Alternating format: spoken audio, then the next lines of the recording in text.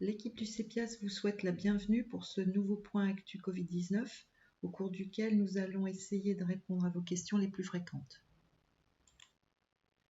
L'évolution épidémiologique est marquée par l'arrivée fracassante du variant Omicron, alors que le variant Delta, qui ici figurait en gris, n'était pas encore parvenu en haut de sa vague, qui du coup se trouve comme écrasé. Aujourd'hui, Omicron concerne a priori près de 9 cas d'infection sur 10 en France, mais le variant Delta est toujours présent. En région centre, les infections concernent l'ensemble des classes d'âge, qui sont figurées ici sur ce graphe par des lignes, avec en haut les classes d'âge des individus les plus âgés. Alors sur ce graphe habituel, vous voyez l'augmentation des cas d'infection en bleu, celle des hospitalisations en orange en haut à droite et celle en réanimation en rouge. Nous ne disposons pas de données précises concernant les variants en cause pour ces hospitalisations, mais pour les admissions en réanimation, elles concernent principalement le variant Delta au jour d'aujourd'hui. Enfin, la courbe des décès est plus rassurante puisqu'elle ne montre pas d'augmentation, vraisemblablement du fait de l'effet vaccinal sur l'ensemble des variants et de la moindre virulence de Omicron.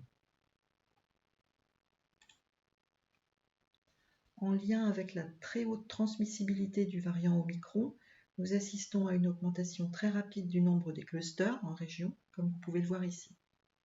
Cette augmentation est observée dans les établissements de santé et les établissements médico-sociaux, avec de nombreux professionnels positifs suite au congé de fin d'année, ainsi que des patients et des résidents pour lesquels la contamination survient lors d'une visite ou au cours des soins. Sur ce graphe actualisé, vous pouvez voir l'effet vaccinal avec au jour d'aujourd'hui sur 10 hospitalisations, 9 qui concernent des individus non vaccinés ou partiellement vaccinés, c'est-à-dire n'ayant pas eu les 2 premières injections. Enfin, pour terminer ce point sur le suivi épidémiologique, le taux d'occupation des lits de réanimation en région. Alors comme vous pouvez le voir, nous virons au orange ces derniers jours, et cela pour nous rappeler que le variant Delta est toujours bel et bien présent au jour d'aujourd'hui dans nos services. Alors nous allons aborder 4 points aujourd'hui lors de cette nouvelle actu.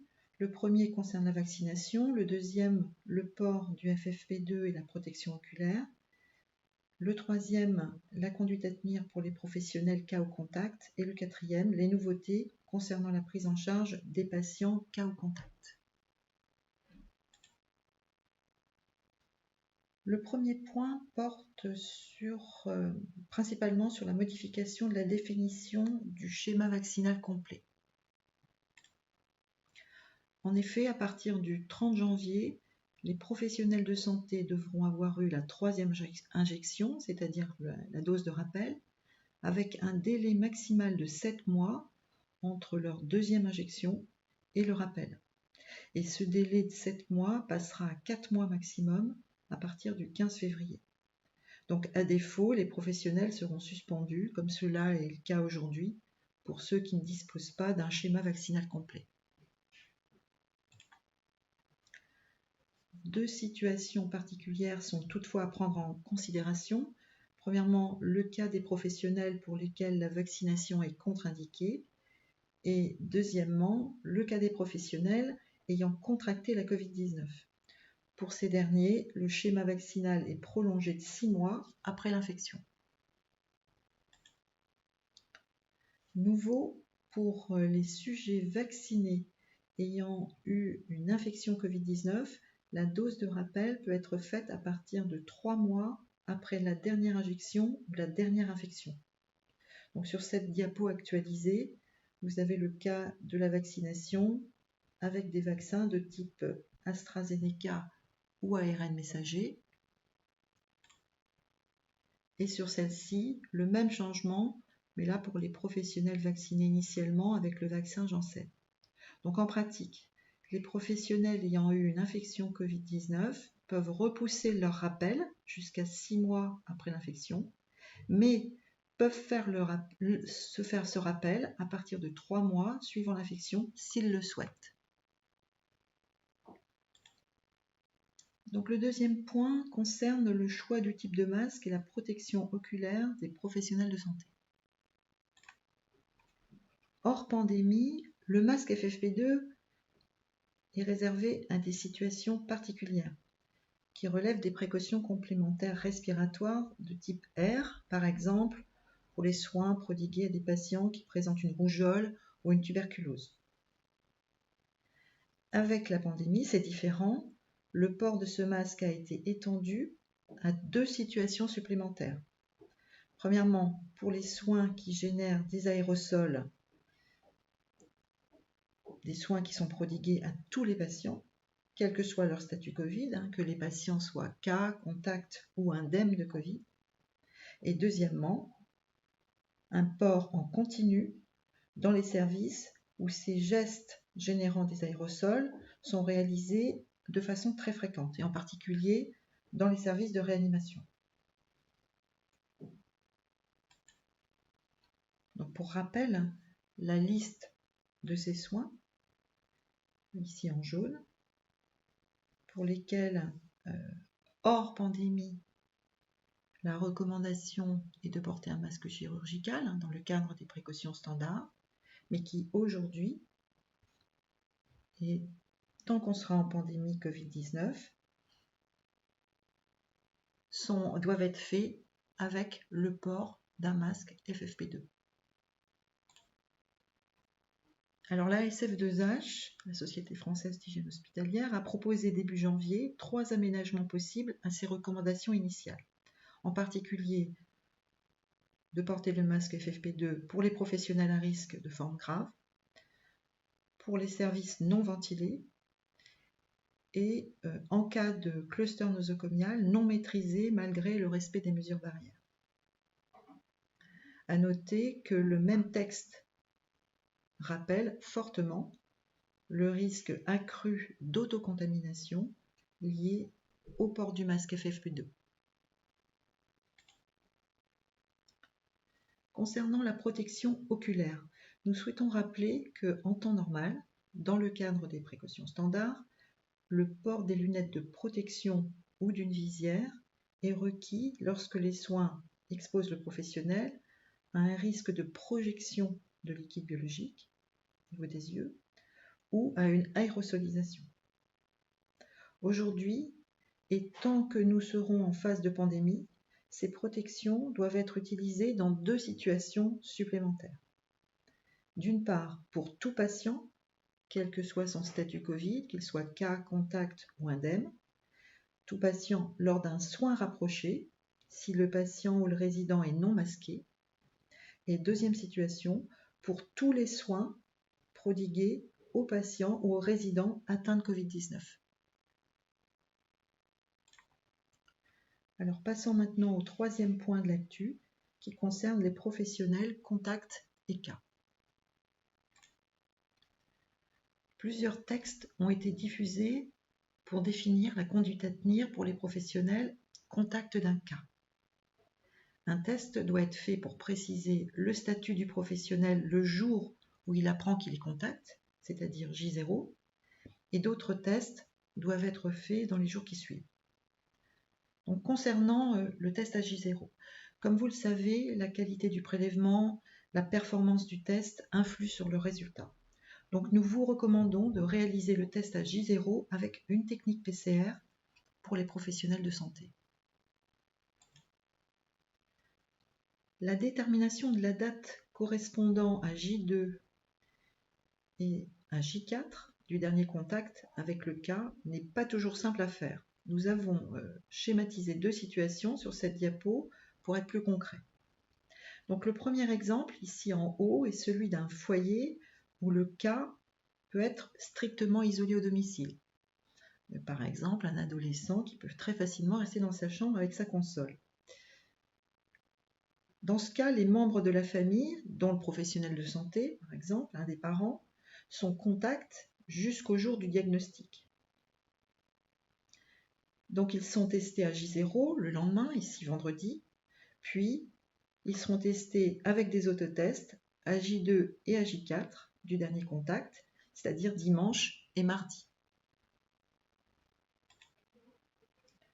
Alors dans le deuxième cas, ici en dessous, nous avons pris l'exemple d'un foyer où le cas ne peut pas être isolé strictement au domicile. C'est par exemple le cas d'une famille avec un très jeune enfant, un bébé. Comme dans le cas précédent, les membres de la famille dont le professionnel sont testés à J0, c'est-à-dire le lendemain du jour où ils ont appris qu'ils étaient contacts. Et par contre ici, les dates de J2 et J4 vont être décalées. En effet, le dernier contact avec le bébé va être considéré comme le jour de sa guérison, c'est-à-dire à J7 du début des symptômes. Et donc, les deux autotests qui doivent être faits à J2 et à J4, elles seront faits à 2 et 4 jours après cette date considérée de guérison. Donc, le professionnel demeurera contact jusqu'à J5 si le test à J4 est négatif et jusqu'à J7 si le test à J4 est positif. Le dernier point abordé concerne les mesures d'éviction des professionnels, avec deux nouveautés ici en vert. Donc pour les vaccinés, l'éviction des professionnels symptomatiques passe à 7 jours au lieu de 10, dès lors qu'il n'y a pas de fièvre depuis 48 heures. De façon inchangée, les professionnels Covid-19 asymptomatiques peuvent ne pas être arrêtés. Et la nouveauté, là, concerne les professionnels paucisymptomatiques qui peuvent aussi rester en poste. Donc, vous trouvez ici à gauche le rappel des signes cliniques à prendre en considération pour définir les sujets symptomatiques. Et à droite, donc la définition des formes paucisymptomatiques. Donc, dans ce dernier cas, les professionnels vont pouvoir présenter un ou plusieurs des signes classiques, mais aucun signe respiratoire. Le dernier point abordé lors de cette actu concerne les précautions à prendre autour des patients ou des résidents cas au contact. Donc, les recommandations récentes de la Société française d'hygiène hospitalière précisent les conditions pour lesquelles l'hospitalisation des patients ou l'hébergement des résidents est possible en chambre double. Donc jusqu'ici, en chambre double était possible l'hospitalisation de 2 patients Covid ou 2 patients immunisés, c'est-à-dire vaccinés et non immunodéprimés. Sont rajoutées 2 situations. En médecine chirurgie obstétrique, un patient non immunisé sans signe après J5, donc une PCR négative à J5, il peut être dans une chambre double avec un voisin à risque de forme grave. Et dans les services de SSR et de long séjour, un patient non immunisé hospitalisé depuis plus de 14 jours et une PCR négative à J14 peut être hospitalisé dans une chambre double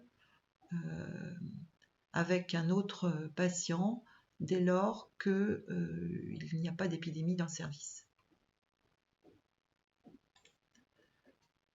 Dans ce texte sont rappelées les recommandations d'hospitalisation en chambre seule pour les suspects Covid, pour les patients contacts, pour les patients sévèrement immunodéprimés ou à risque d'échec vaccinal et en cas d'aérosolisation ou de retour de pays en couleur rouge ou écarlate sur le site de Santé publique France.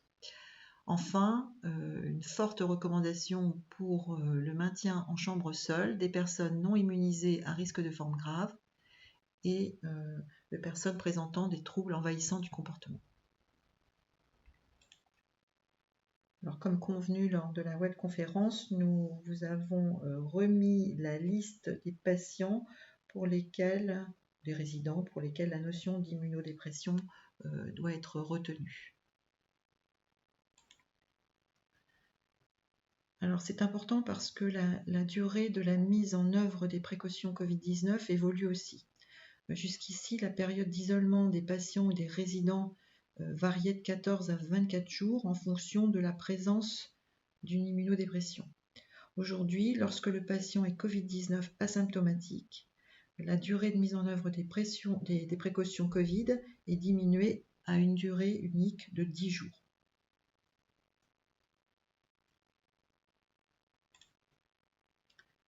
Donc enfin, par ailleurs, hormis ces évolutions, il faut rappeler, c'est très important, que les autres recommandations demeurent à appliquer compte tenu du fait que la pandémie est encore bien présente. Avec en particulier un rappel nécessaire de l'importance du respect des mesures barrières, et tout particulièrement de l'aération, du renforcement du bio-nettoyage et des surfaces hautes, les surfaces les plus touchées, l'importance du port du masque, on l'a vu, et de la distanciation. Et on vous recommande de ne pas baisser la garde et de continuer à avoir une veille active sur les débuts de cluster chez les professionnels et les patients ou les résidents, et surtout la mise en place des mesures appropriées le plus tôt possible, avec en particulier l'arrêt des visites, l'arrêt des activités collectives dès qu'un cluster est identifié, même s'il est encore petit. Ça facilitera les mesures et l'efficacité surtout des mesures visant à essayer d'endiguer l'épidémie dans votre établissement. N'hésitez pas à nous contacter si besoin d'appui d'ici la prochaine Actu Covid. Au revoir.